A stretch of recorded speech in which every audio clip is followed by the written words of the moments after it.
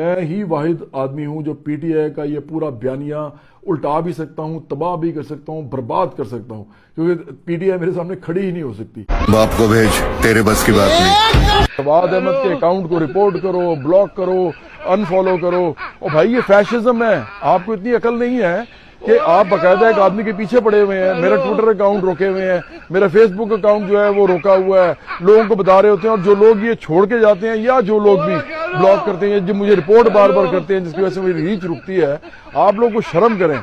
अगर आप लोग समझते हैं कि इस तरह के आदमी की जुबान बंदी करने से आपको बड़ी पार्टी समझे जाएंगे, आप नहीं समझे जाएंगे। इसीलिए आपका ये बुरा हाल हो रहा है इस वक्त। और फेसबुक और मेरा यूट्यूब और मेरा जो टिकटॉक है, इंस्टाग्राम है और जो मेरा ट्विटर है, इसको पिछले 3-4 साल से बाकायदा पीटीआई ब्लॉक करती है। इस तरह कि जैसे ही मैं कोई पोस्ट करता हूँ ना, तो ये फौरन उस पर हजारों की तादाद में आते हैं। इनके व्हाट्सएप ग्रुप्स बने हैं, आते हैं और रिपोर्ट करते हैं। रिपोर्ट करने से होता क्या है, रिपोर्ट करने से ना आपकी एकदम रीच डाउन हो जाती है। जो आपकी रीच रुकती है तो वो काफी देर रुकी रहती है। फिर मैनुअली कोई देखता है उसको कि ये क्यों क्या है, तो या कोई बेहतर एल्गोरिथम का जो फंक्शन है वो देखता है। जब वो देखता है कि इसमें कुछ नहीं है तो उसको रिलीज करता है, लेकिन उतनी देर में इतना टाइम हो चुका होता है कि वो उसका दोबारा ऊपर जाना बड़ा मुश्किल हो जाता है। एक तो ये मुझे रिपोर्ट करते हैं, मैं इनके 3 तरीके बता रहा हूँ करते क्या।